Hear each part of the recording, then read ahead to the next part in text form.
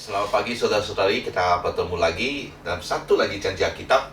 Yang hari ini kita akan melihat dari Yesaya pasal 61 ayat yang ketiga. Yesaya 书第61章第3节 Isaiah chapter 61 verse 3. Yesaya pasal 61 ayat 3. Untuk mengkaruniakan kepada mereka perhiasan kepala ganti abu, minyak untuk pesta ganti kain kabung, nyanyian pujian-pujian ganti semangat yang pudar, supaya orang menyebutkan mereka bohong tak berbanding kebenaran tanaman Tuhan untuk memperlihatkan keagungannya. Ini adalah janji kepada orang Israel yang di mana lepas mereka dibuang negeri, lepas 70 tahun itu mereka akan kembali, di mana di sanalah Allah akan menyatakan kemuliaannya. Memang itu untuk buat sementara bagi orang-orang Israel di waktu itu, tapi ia juga satu tanda ataupun nubuatan bagi kedatangan Tuhan Yesus yang akan membawa kesempurnaan kemuliaan Tuhan. Ya, jadi ini memberitakan kepada kita satu berita yang baik, khususnya orang-orang yang menghadapi satu kesulitan dalam kehidupan. Saya rasa kepakaran ini banyak dilantang dengan perkara-perkara yang tidak teringin, yang tidak terjangka, dan mungkin dikatakan seperti bencana alam, bencana kehidupan. Ya, itulah orang menggambarkan bahwa itu adalah tiupan angin kencang dalam kehidupan, storm of life ataupun angin ribut ya dalam kehidupan.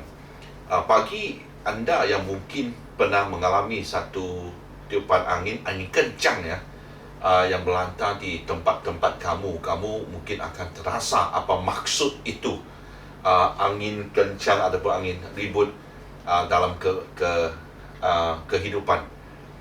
Pernah saya melihat di mana angin begitu kuat kali, di mana bumbung pun tertiup, bumbung atap ya pun tertiup.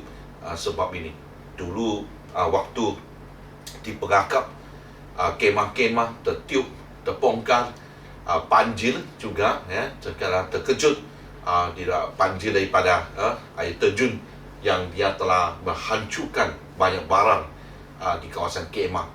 Nah, waktu-waktu yang begitu kita boleh melihat bahawa semua orang, kalau kita bersatu bersama-sama di satu tempat yang ditentukan oleh pemimpin, pasti akan selamat. Ya, jadi kita pasti akan cari tempat yang tinggi, meja ke apakah, semua dipanggil, ayo naik meja, sebab tak sempat sudah untuk lari. Kalau lari mungkin akan terhanyut tu oleh sungai. Ya, jadi kita berada di meja lah di kemah tu kan, kita akan buat meja dari bambu. Kita naik di sana lah. Kau tengok kalau kemah tu berapa ramai orang di sana.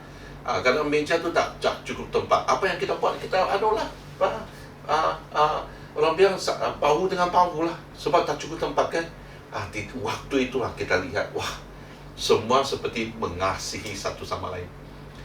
Pernah satu adik-beradik dia mengatakan di Amerika ya, sebab adanya Amerika ada hurricane sama tornado, itu yang membuat kadang-kadang mereka dalam keadaan yang terancam ya, khususnya kalau tornado datang, mereka akan masuk ke bawah tanah.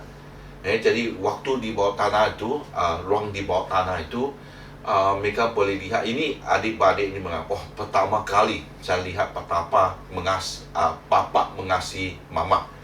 Jadi mereka dulu kalau mau sama, secara melihat mereka bersama, tapi waktu ada bencana begitu, sama-sama mereka memeluk, mereka mengatakan sesuatu, kalau apa-apa terjadi, saya masih mengasihi kamu dan sebagainya lah. Jadi tiap-tiap kali bagi adik-beradik ini, mereka tahu ada bencana datang, dan penting adalah mereka bersama, pada tempat yang terlindung. Mereka akan mengalami sesuatu yang luar biasa setelah tornado itu. Jadi dalam kehidupan saya percaya sama juga. Yang penting kita harus mencari di manakah tempat perlindungan itu, adalah di dalam Tuhan Yesus. Kalau apapun yang terjadi, kita berada dengan Tuhan Yesus, pastinya kita akan lihat sesuatu yang luar biasa akan terjadi di antara satu sama lain. Masalahnya adalah waktu ada kesulitan begitu, kita sendiri, kita cari jalan sendiri, kita cuba beri tempat sendiri. Tidak, kita berkumpul bersama-sama di dalam Tuhan Yesus, dan Dia akan melihat satu damai setelah angin kencang ini. Amin, ya.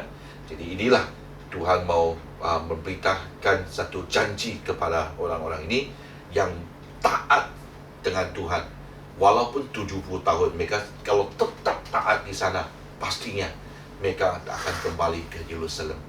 Amin, ya. Jadi ingatlah janji ini. Apa saja berlaku dalam hidupmu, cari di manakah tempat perlindungan yang disediakan oleh Tuhan. Amin.